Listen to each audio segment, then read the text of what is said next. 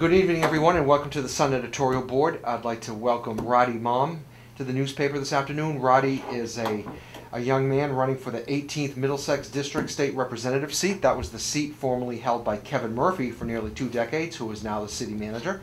So, Rady, we're going to meet with you for about 45 minutes to an hour today. You can take a couple of minutes to introduce yourself. Then we'll ask you some tough, hard-hitting questions, and then you'll have about 10 seconds to wrap it up. I'm only kidding, maybe about a minute. All right? So, Rady, take it away. Tell us who you are and why you are running for state rep. Thank you very much. First of all, thanks to the entire board of the Lowell Sun for inviting me to take in the second part of my candidacy. My name is Rady Mom. I'm running for state representative for the 18th Middlesex District. Quick history. I came to the state in 1982 as a refugee, moved to Lowell in 1984, started school here in the Daily, so a public school. All of my children are in the public school. I'm a product of the public school. I went to the Lowell Technical High School, the Vocational Technical School, and the Middlesex Community College. Transferred to massage therapy school. That's where I've also received my massage therapy practice. So practicing as a therapist for over 23 years. I'm a small business owner right here in the 18th Middlesex District, which is in Couple Square. I'm a homeowner, so resident in the Lowell since '84. Lowell's my home. I love it. Yeah. That's kind of a quick summary of how it came about. I care very much about the community. Whether it is since, if I look back in 1984, when I came to Lowell, at that time, most of the refugees, just in the Asian side per se, there was not a lot of help, not a lot of help at all. We were just immigrants. I stepped up to help, even at that time at a young age, to help translate in the school where they needed to help translate for the kids to go to different school. They asked me help, so I know the language apparently a little bit much better than most, so I did that. It's just ongoing.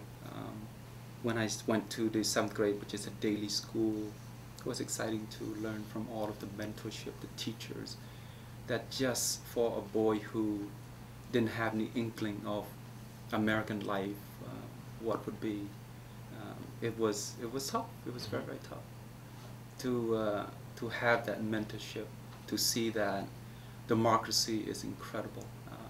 America for me was the land of the dream, and matter of fact, the way that it was says for most of the Cambodian family, my family, we call it Pateti Bai.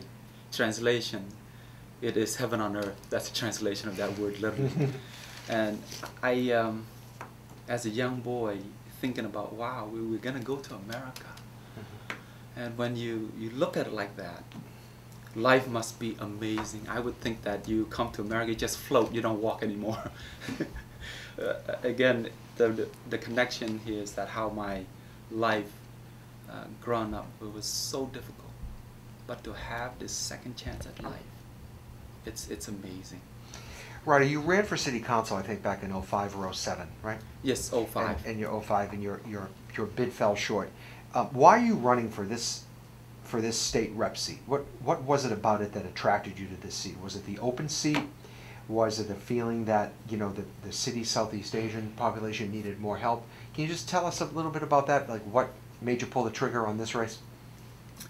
I think I never really stopped involved in the community at large, whether it's in the Asian community or the 18th Middlesex District or the entire city. My involvement had never stopped. Now, granted, I didn't run again after 2005. That's because I have a family, I have a business to run, and to make sure, when we talk about the education, to make sure my children do the homework. That was the hardest thing to do as parent. Fortunate I have my wonderful wife, Rady, who's really is on board and taking that part where I can really jump in. To answer your question, it's not just a jump on. I've been thinking about this for the longest time. It wasn't exactly the right time for me to just jump on right away. But yes, it is also the seat definitely opened up, and I really see the needs of the connection from the entire district itself. It just so happened that the 18 Middlesex district have the majority minority. Mm-hmm. It just so happened. But I want to make this clear. I am going to represent the entire 18 Middlesex district. That is all. Mm-hmm. Yeah. That's my job. Do you see though that the Cambodian community right now might be underrepresented in some of the politics that takes place down at the state legislature? I mean, certainly you're very interested in education. You want to see those opportunities for other people, both, you know, like you said, for all the people in the district. But let's face it, you'd be the first Cambodian American. This is historic. Yes, it is. So that had to figure in somewhat in what you're deciding to do. Yes, sir. It's definitely crossed my mind at the point of my decision. I didn't know how big that was going to be, but it is for sure.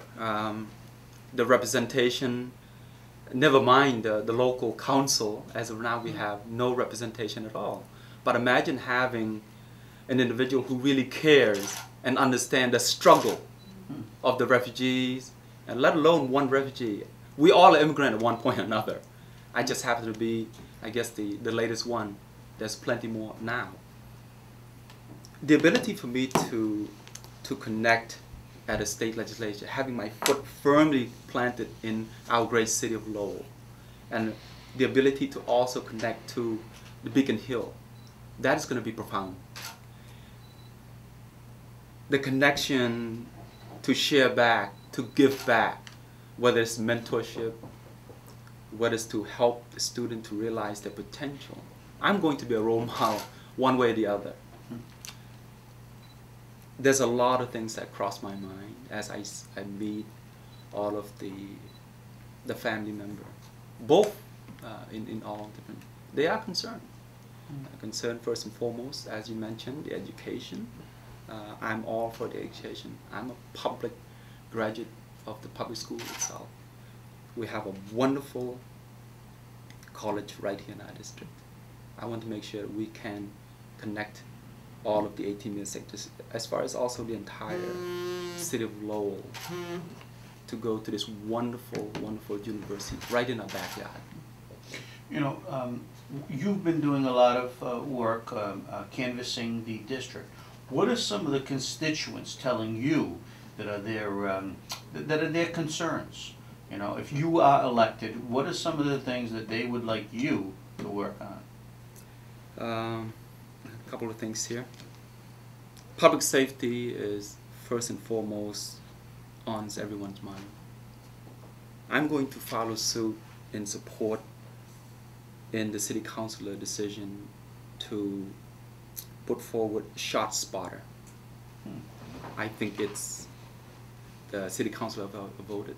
I believe that the Lowell Police Department need all the tools they need to support in combating the violence that is in our city.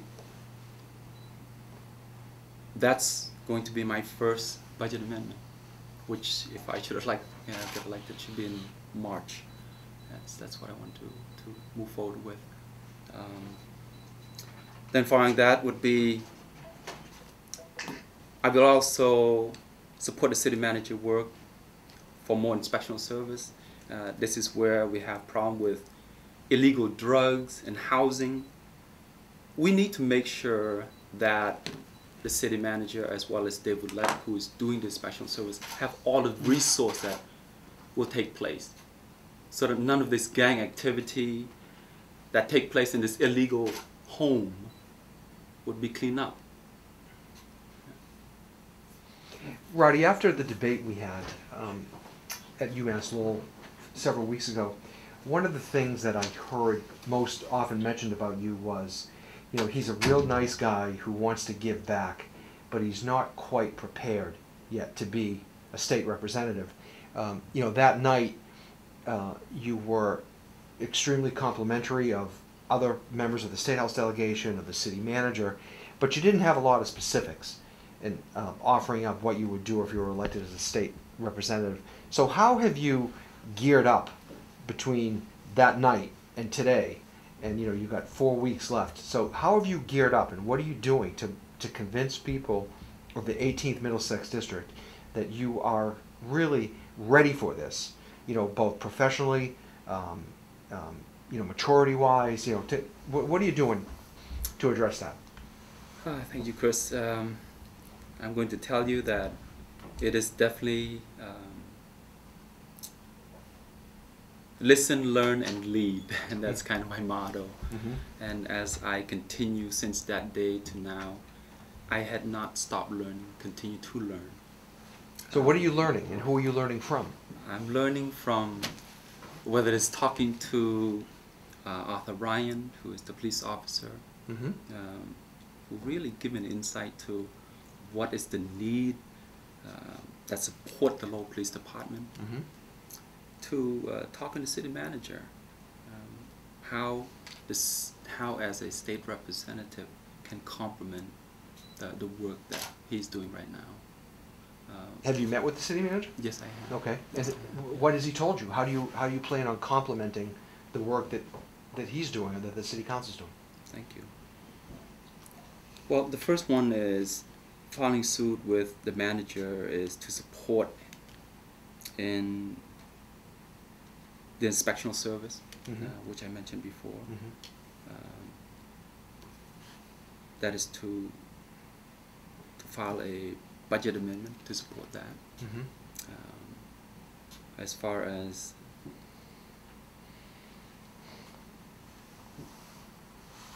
the legal activity that take place in the drug and gang activities, that's one part. Let me see, move on to regionalize the police department. I am in support of establishing a regional lockup facility, which goes by the sheriff department. I believe in that. That's the big question. Yes. A lot of people support that, but funding it is a different story.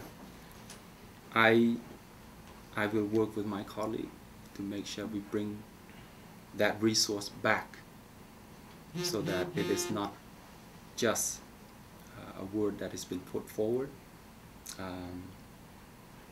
and I think that is crucial. Number one, it will help to offset the budget for the police department as well as our city. Ethics County has already a working in the regional department already that's in place, which is working great. I see it as a great resource for the Lowell Police Department. Okay. Now, have you had discussions with the other two state reps that are also from Lowell, Tom Golden and Dave Nangle? They're both Democrats. You're running as a Democrat. Yes. I mean, you obviously, well, even your opponent have said that you'd be willing to work with them to do what's best for Lowell, all of Lowell. Yes. I mean, there is a model there, and they've been pretty good legislatively. So you don't have any major differences right now with any of those people as far as what they've done for Lowell or going forward? I don't. Have you had discussions with them? I have discussions. And even Eileen Donahue, the state senator. Yes. Yeah, the support that I'm receiving is wonderful. And this is where, like I said, the learning process, it is definitely, I'm going to tell you, it's a learning process for me. This is all new territory for me to learn, whether it's the wording, to phrase correctly, the Shannon Grant, all these are all wording that I have to learn and understand. But the big issue now is, and maybe it's come up in your discussion with some of the constituents, taxes. Yes. Okay? People don't mind paying taxes as long as their money is spent wisely. Yes. Okay, now one of the questions on the ballot this year is the repeal of the gas tax that is tied in to the consumer price index. A lot of people feel that that isn't right. if you're in the legislature, you should vote for a tax increase rather than make it for the CPI, tying it to the index. It looks like that might be repealed. All right? Yes. So where do you stand on question 1 right now? Are you in favor of it? You against it?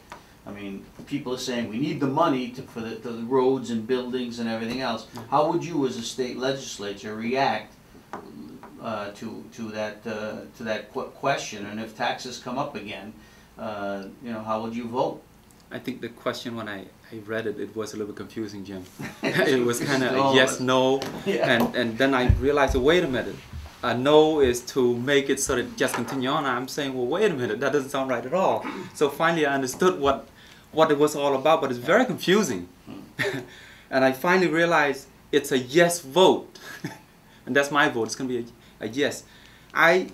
As of right now, So your yes means to repeal. yes. Okay, good. And like I said, Yes means no. it was, I'm reading it back and forth, and one of the elder in the community asked me about that yesterday. He says, could you tell me about this question? Is it a yes, is it a no? And I said, oh, well, let me explain to you a little bit in detail. I said 24 cents plus 2.5 cents, so that's equals 26.1 cents because of the underground storage. And I was like, that's a lot. So you mean to tell me that's tied into inflation? Well, wait a minute. As legislator, we should have the ability to step up and vote for this. That's what I'm going to do. I don't want to go up automatically. The taxpayer will be paying enough already. I hope that's clear. Yeah, that's very good. Where do you stand on the casino question, number 2? Yeah. Right? I don't know what that number is, but 2 that's the is one. to repeal the state's casino law that was passed by the legislature, and now they've already given out 2 casino licenses. Who knows what's going to happen if the people repeal that? But are you in favor of the state law that was passed by the legislature for casino gambling, or do you think it should be repealed? Yeah, that was also another question where I really have to understand and digest the understanding of it, and I finally did. I'm going to vote yes. I regardless whether we're going to tell them where to spend their money, they know where they're going to spend their money, especially for their entertainment. Well, if they're going all the way to Connecticut to spend their money, I don't mind they spend around here. It brings us revenue to our state, if it is bring back to our city, that's great. So I think I'm okay with that. Yeah. So It's for entertainment. right, so will you, I'm confused, so will you vote I vote yes. to keep the law? I mean, to keep gambling, right? Yeah. Yeah, it's He yes. supports gambling. Oh, you support gambling? Yeah. That's okay. Yes. Yeah, it's an entertainment. That's how I see it. That's how my understanding of it. Yeah, it's an entertainment. Yeah. We all need an outlet to have fun. Some play golf. You know, Some Vesna, do. I saw some photographs. That's Rady. of- That's of Rady. But I'm going to mention Vesna. I saw some photographs, Roddy, the other day on Facebook. I think you were on a stage with Rity, Yes. and you were on a stage with Vesna. Yes. And so I'm assuming that they are both supporting you. Yes, they are. Okay. Yes. Their political careers in Lowell they're kind of like the New England weather, you know, they're clear and then they're kind of fuzzy. Rity's tenure on the city council ended ignominiously, and Vesna, well, we know about. How are you different from those other guys who broke into Lowell politics, not on the state level, Yes. but on the local level, and they didn't fare so well? How are you different from them? Thank you, Chris. I think that each one of us work differently, especially when it comes to representing or being an elected official. The difference for me is that I have the job, which is my business. I help people every day, whether it's through physical therapy or whether it's through just a kind word that gives them a brighter day to change their life. And I'm really proud of that. Whether it's working with the Boys and Girls Club as a kid myself, who attended, becoming a staff and a counselor there, to see the change in the kids because they have the interaction with me personally that knows what I'm trying to say. When I say their change for you to change is just like this. your thought is the unveiling of what your life to be. Albert Einstein says that. I love using that phrase because given my same situation, it's all about positivity. If we can instill a positivity, whether it's in a young children all the way to an adult, Right. this is where... But how are you different? What's different about you from those two other guys that I mentioned? I'm here to serve the people. Okay. I work for the people. But they didn't? I cannot answer for them, or? sir, because that's their job, and I believe that the community at large have already understood their process of understanding, given what they have to work with. I only know in my own detail that I'm going to do the job at hand. And as a legislature, my job is to bring resource back to the 18 Middlesex district and also the entire city of Lowell. Grant, any questions? Sure. As the campaign has gone along from the primary to now, how has your campaign changed? And how has it been kind of working outside Cambodia town and getting your name out to people who might not have known you a few weeks ago? Yeah. How has that worked? Time. Every day it's wishing that I have more time. I never stopped. Even the 2 days of rain, I felt bad for my volunteer that had to walk with me in the rain. I'm okay. I'll go knock door in the rain. To me, that's just normal. But to have my two wonderful ladies to walk with me, I feel so bad for them. It's a lot of work. It's a lot of volunteer based. And this is because I care very much about this job. It is serious. But yet at the same time, it has to be fun. And will I know everything? No. Will I learn? Yes, I will. And my job is to listen to all of the constituent, all of the resident, who are the voter, and for all that what they have to concern with, and that's my job to do that. Do you find that a lot of people do know who you are, or do many not know? They maybe heard your name, but they don't know much about you? Yeah, I get this a lot when I knock the door. Oh, you're the mom guy. Yeah. I said, well, yes, I am. I'm the mom guy. So they saw the stickers or yes, the yeah. signs or something. It's wonderful. I mean, again, I'm referring to yesterday because it so happened so quickly. I'm good like that. And they see my whole team standing on the Stephen and Chumsa there.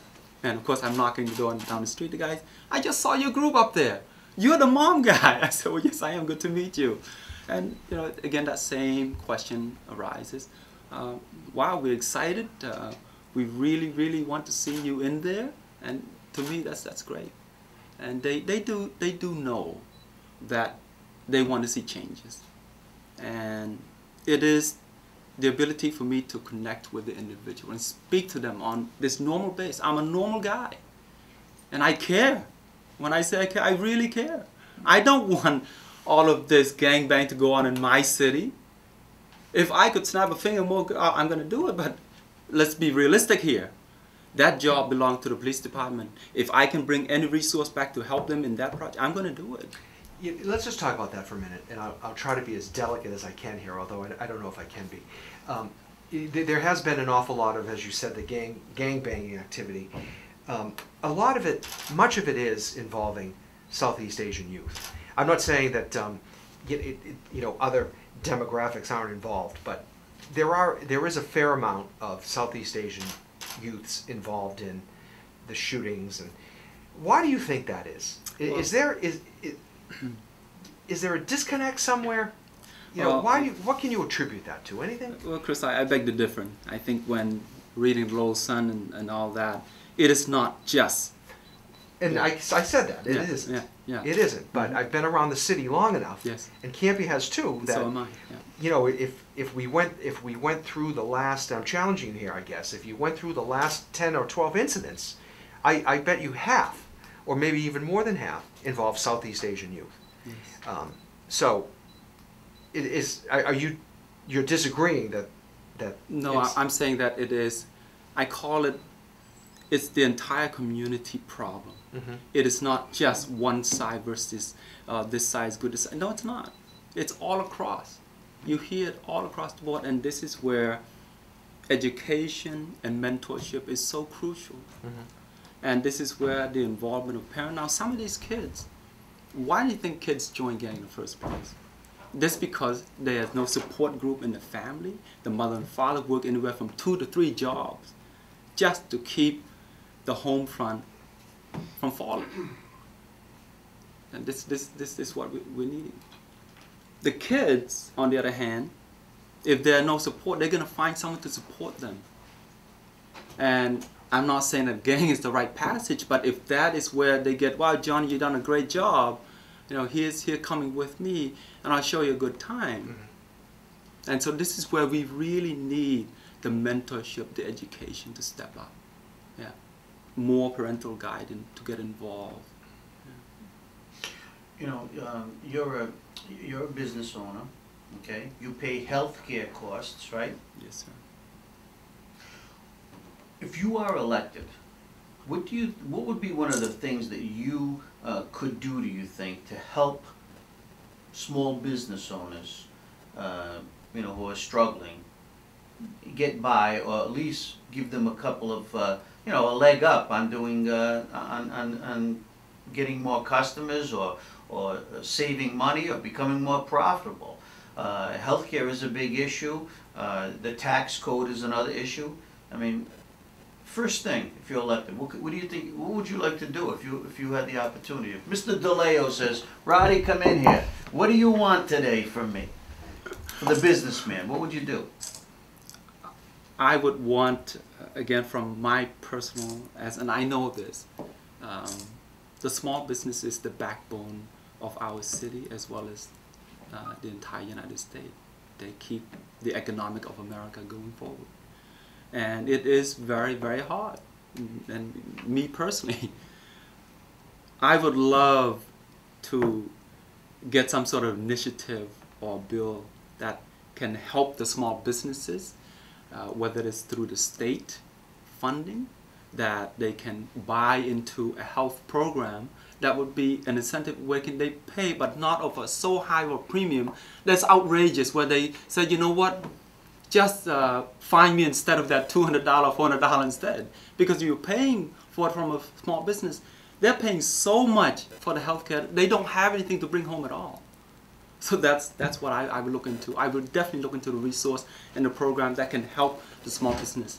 And this is where I'm going to ask, I guess every door with that is the Speaker of the House or representative or our Senator, Eileen Donahue. I'm going to ask them, where can we go for this resource? So I'm going to snoop around. Your business, how difficult was it for you to start your business and get it to where it is today? Did you face any obstacles, or you want to talk about some of that? Or? Yes, sir. When you started, I remember this, and it's 23 years ago, and sometimes you kind of want to forget the bad time and just think about the positive, the good thing. But it was very difficult to find space to make enough money to pay for the rent. Oh, by the way, you have to pay for rent home. Oh, you gotta buy my kids new shoes. Oh, they need a book. It was definitely this in limbo stage. Can I do it? And when I first opened, I had to close down to work another job to support that. And it was so much so that then I realized, okay, all right, let's just bite my tongue and scrape by. When I say scrape by, I start with $0 in my pocket, and the support of the family with $100 here, $200 here. And it says, Roddy, we'll help you. And that's how I did that.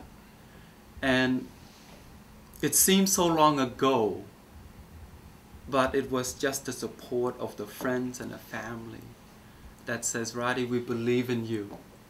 And the word of mouth of what I did, what I served the people to the best of my ability.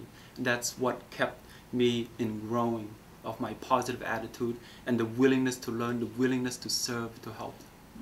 And that was the credit to my wonderful father and mother who raised me up. As hardest life that I had, I still have this positive idea that we can make change. How many patients do you have, Roddy? Excuse me, Ken. How many patients do you have? Excuse me, a little dry throat. Wow. Every day I've seen roughly about 7 to 8 patients. Mm-hmm. As of right now, I probably lose the number. I'd say close to 4,000 or 5,000 as of right now. Again, but they're all spread out. Your opponent is running as an independent, and he says that he will go down to Beacon Hill and be independent, but he'll caucus with the Democrats, and he wants to bring home, you know, working with the delegation, you know, the resources for the city and his district and stuff. But he's going to be independent, and he's not going to, you know, he's going to be not afraid to you know, to make up his mind and stuff like that. But and he'll caucus with the Democrats and stuff. Yeah. And you're running as a Democrat. Yes. Okay. And yet you're not going to be. Well, I don't want to put words in your mouth, but say you feel differently than the other Democrats. Are you willing to stand alone? Are you, I mean, to make up your own mind, or I mean, how does that work? Jim, first of all, I didn't understand why would you run as a independent, and then you're going as a Democratic caucus. That doesn't make sense to me. Why didn't you just run as a Democratic when we all had the primary? That's the first one. Because he wanted to get out of the primary. That's my own theory. But anyway, go ahead. Yeah. I mean, we all work hard. We all work very, very hard, and I commend all of the candidates that stepped up. We all work our tails off. I have my own mind. I'm there to learn. And should I understand the process, I will step up and make the decision. That's my job as of right now, even to where I came, to where I'm at right now. So this is based on my own idea and agenda to raise my family, to have a safe home, to have a safe neighborhood. That's all my own agenda to do all this. I'm not going to change. I just go. Thank you very much. Excuse me. Take your time now. I'm excited. So yes, I am a man of my own mind. I'm not going to fall for something that I don't believe in. I just care way too much for our 18 Middlesex district and also for our city. Rady, was there an event for you this past weekend, a unity event? Did that happen at the East End Club? On October 6th. Did that happen? I think we moved that date. Okay. Yes, when is that date? I thought that was taking place on the 19th. Oh, okay. The 19th, Okay. yeah. I know that there's 3 events going on. That's why there's 3 events going on for me. On the 19th? No, the 20th, the 11th, and 27th. So there's. And I'm confused because there's 3-4 events going up for me. Now you've had some pretty big, high-profile Democrats come out and support you. You took a phone call from the governor. Yes, sir. Right. I heard Elizabeth Warren give you a big hug, and Nikki Songus has pledged their support to you. Eileen Donahue. Yes. Any other prominent? Has Bill Clinton called you? No, this is local. Oh, okay. But no, to say that was not an honor. It was such an honor to have the support of the Senator Elizabeth Warren or the governor that called. It was just incredible. And I mean, I'm reflecting back as this young man who's an immigrant, and wow, imagine that. Imagine that. Even a governor called and congratulated. It was wonderful to share that with my family, to share with the community, and they're like, wow. They never heard that before. And so again, it really gives me this energy that I'm in the right place. I want to do the right thing. Yeah. Good. Any other questions? To go back to Fred Bahu, where do you two, where are you most opposites? That's a good question. You know, if you have anything in common, you're a Democrat, talking about him caucusing with Democrats, but where are you most different? I guess I'm a Democrat, so. But anything that you've heard him say in the debate or campaign literature or anything where if a voter were to ask you, why should I choose you instead of him, where are you different? Well, I think I have to go back a little bit in terms of how I was brought up and how I came about.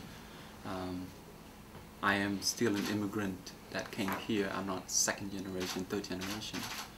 Whereas Fred has an established business that was given to him, and so it is a convenience store where I start up with absolutely nothing, and I have to go and do every physical personal connection to every individual that make all this happen. And my business as of right now is all word of mouth. There are zero advertisement, and I can proudly say that have patients coming from all over the country to come here. It's amazing. I remember one phone call came all the way from California. It's like, wow, how in the world you hear about me from California? And it says, well, such and such is a friend of mine, and they told me. And that's like, wow, imagine that, all the way from Florida. Last month I had an individual came, and the only thing they're concerned with is that, geez, will I be able to see you? I said, yes, you will see me. What about politically? Is there anything, maybe something that you stress or prioritize that maybe your opponent does not? In that factor, where are you opposed in that sense? Let me connect with that a little bit. I don't know if you were familiar with, you know, some of the things that he's said. Like, as I said, you know, when you guys were in the debate, was there anything that struck you as different from your own I views? guess probably not, because it didn't really resonate with me. Okay. And maybe because I was so focused on the job at hand for myself. I know that for me it's definitely the upbringing that was just so enlightening. And again, I'm not going to speak on behalf of Fred, because I don't know his upbringing. But I do know that my upbringing was brought me to where I'm at today, and that it's this positive attitude that I can do, and also the willingness to learn. I will continue to be a student. That's why I truly believe the best social is a job. The best social program is a job. I love that saying. It's unbelievable when an individual, whether men or women, young or old, they have a job, they have a responsibility. That is incredible. And I'm looking back in my own personal, geez, when I worked at Demoulas, or the first Asian store that opened right on Market Street. That was the first Asian. I worked for Chew, and I was the cleaner boy. I did all that. Then I moved up to the Dummer Street Market Basket, which is now closed. It was that excitement. Wow, I got a job, and I was responsible. Saturday and Sunday was my day to go in and do the best work that I possibly can. It was, and I moved up again. And so the entire district I worked all the way to Harry Variety, to the Friendly Lumber, which is all gone nowadays. The gas station, when I was in high school, I worked for that BP, which is now cleaned up again, and now that's beautiful Market Baskets right there in the acre. I worked through all that process. I never stopped. And it's all of this. It's just like, wow, I never really stopped. I just continued to work. And I'm excited that I could do that. And you told me before that, before you turned to therapy, you were a monk Yes. for a very short period. Yes. Could you talk about that? Yes, in 1990, I graduated from the Lowell High School. In our culture, in Cambodian culture, again, growing up with my grandmother, grandfather, during the communist time, I was raised with them. And that's where I learned my healing and the chanting since I was a young boy. Coming to America, I went to the school. Grandfather was still a monk at the Glorious Buddhist Temple. But graduating, that 3-month period before schooling, I decided to become a monk with my 2 cousins, Tom Chia and Sophia. That was to pay the highest respect and honor to my parents. And it was a wonderful learning experience. Now, it's not for all. It's very, very tough to become a monk. You have to give up every possession that you own, meaning everything. You shave your head. You wear this orange robe. You only have 2 meals a day. one at 6:30 in the morning, ends at about 7. Then after that, you are responsible to study the Sanskrit, the Bali, and also work the entire temple. And that's whether you are doing it teaching younger children about the teaching of the Buddha, or just self-respect. Then after that, you're studying the understanding of Bali or the Sanskrit. Then in the afternoon come around, which started about 9:30. That is the afternoon lunchtime. Again, more chanting involved, connecting to the individual, bring offering. The monk don't go and do cooking. It's all offering. It's all begging, to put it bluntly, for the food. And their service is to give service, whether it's perform a ceremony for wedding, to funeral services, or a blessing of a building, a blessing of a business. That's a job of the monk. The lunchtime is from 11 to 11:45, and that's it. There's no more meal, and you're done for the whole day. And I had a tough time when I finished that 3-month period of going to the normal routine of eating. It was really tough. So you don't get to eat dinner? Sometimes, but believe me, now it's the other way around. I only eat one meal, which is a dinner, and that's because of all the hectic schedules going on right now. Did that change you a lot? That short period as a monk? Do you still feel like you carry that with you? I do, but it's not just that 3-month grant. That process that prepared me to become a monk was since I was a young boy.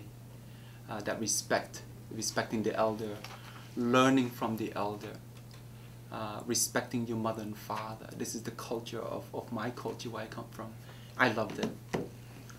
In the Buddha saying is that when you bring me offering, and that's how we do it as children, we cook dinner, we bring it to the temple. The Buddha would say this phrase, I am not God number 1. God number 1 is your mother and father. Give that offering to your mother and father first. And that's what we do. Before I bring stuff to the temple, I actually give this offering to mother and father first. They give a blessing to me already. Then I bring the next plate to the temple. So again, parent number 1 is God number 1. That's how it's brought up. Very good. Any other questions? No? Well, Rady, I want to thank you for coming in. We wish you luck, and we'll be holding a debate. Did we set up did you have the date yet for the debate? We're doing the double header the night that at UMass Lowell with Maura Healy? With Maura Healy and Miller. So I think that's October... Late October. No. 28th and 29th, yeah. All right, we'll be contacting you. Look forward to seeing you there. Good luck. Thank you very much. Thank you, Rady. The time for having me here, and I would love to ask you for your endorsement coming November 4th. Thank you again very, very much. Right, Rady. Thank you for the opportunity.